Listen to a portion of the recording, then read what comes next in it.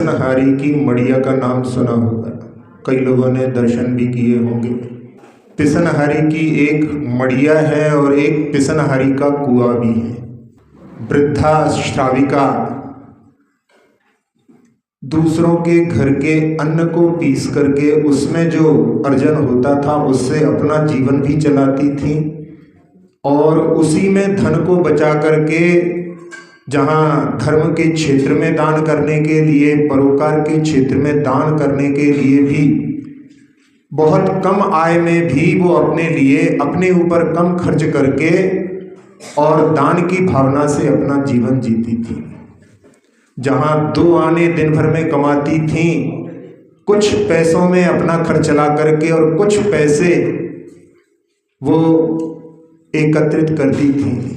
जहाँ पिसनहारी की जो अम्मा थी वो एक मटकी में पैसे रखती थी। कोई पूछता था कि माँ क्या करोगी इन पैसों का, तो वो कहती थी कि मैं मड़िया बनवाऊंगी, यानी मंदिर का निर्माण करवाऊंगी। और एक बार ऐसा हुआ कि वो मटकी चोर चुरा ले गया।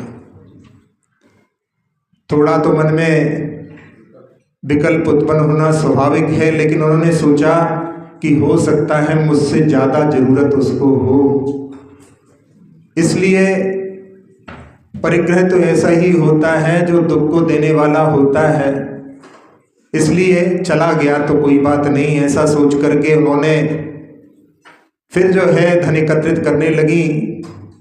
लेकिन कुछ दिनों के बाद में उन्होंने दृष्टि गई तो वो मटकी चोर वापस रख गया। उन्होंने उसके लिए धन्यवाद दिया और मन में सोचा कि ये मैंने अच्छे लक्ष्य को लेकर के धन एकत्रित किया था, इसलिए उसके मन में भी इस धन को लेने के भाव नहीं हुए, वो भी इसको वापस पूरी तरह से सुरक्षित रख गया।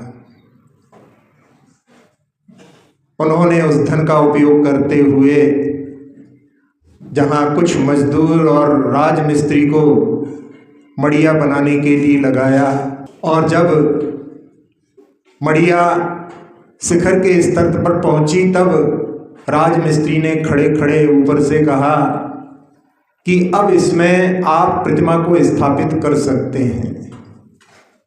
और उन्होंने एक पद्मप्र भगवान की लाल रंग की प्रतिमा को वहां पर स्थापित किया। और राजमिस्त्री ने उसके बाद कहा कि अब शिखर पर कलश चढ़ाने की बारी है, तो उसके लिए तैयारी करके रखना। जैसे ही ये शब्द उस पिसनहारी माता के कान में पड़े तो एकदम जहां उसने मटकी में हाथ डाला वो खाली हो चुकी थी। अब कलश चढ़ाने के लिए कुछ भी मेरे पास नहीं। भगवान को नमन करते हुए कि भगवान आप ही हमारे लिए सहारा हो, और एक मन में विचार कौंधा कि ये चक्की के दोनों पार्ट ही कलश के रूप में शिखर पर चढ़ाऊंगी। अगले दिन जब वो राजमिस्त्री आया और उन्होंने दोनों पार्ट उसको देते हुए कहा कि इनको कलश के रूप में ऊपर चढ़ा दो,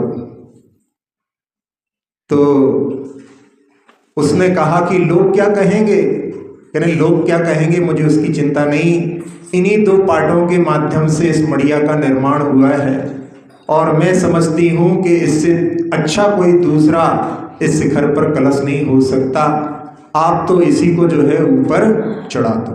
और आज भी वो 2 पार्ट उस शिखर पर लगे हुए हैं। और ये घटना जो है 1000 से ज़्यादा पुरानी घटना, जहाँ इसके 300 वर्ष बाद वहाँ की जो रानी दुर्गावती, जो मदन महल आदि जो है, वो सब 300 वर्ष की बात की घटनाएं हैं।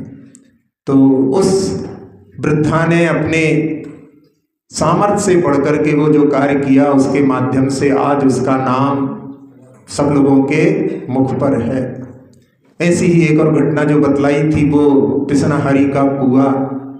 वो मथुरा से जब आगरा और दिल्ली मार्ग पर जब दिल्ली की ओर बढ़ते हैं वहाँ पर भी एक पिसनहारी का कुआं है, और उसने भी परोपकार के लिए कि लोग यहाँ से निकलते हैं, प्यासे जो राहगीर हैं उनके लिए एक कुआं का निर्माण किया जाए।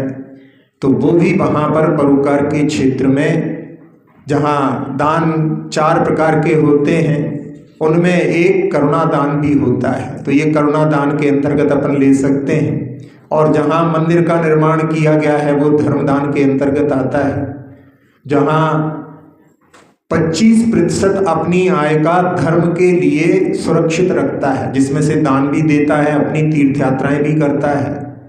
25% जहां अपने ऊपर खर्च करता है, 25% अपने आगे भविष्य के लिए सुरक्षित रखता है, और 25% अपना जिनसे लिया है यानी माता पिता की सेवा में समर्पित करता है। ऐसे जो है 4 भाग कई लोग अपने जीवन में जो अर्जन करते हैं उसमें इस प्रकार से वितरण करते हैं। तो जहाँ जिनकी सामर्थ्य नहीं, फिर भी उन्होंने जो है उसमें से अपने जो भोग की चीज़ें हैं उनको कम करके और दान के क्षेत्र के लिए विचार किया। ऐसे लोगों का जब भी स्मरण आता है तो उनके माध्यम से बाकी जो लोग समर्थ लोग हैं वो भी प्रेरणा लेकर के अपने जीवन में इन धन के आय का विभाग अपने लिए अवश्य करना चाहिए।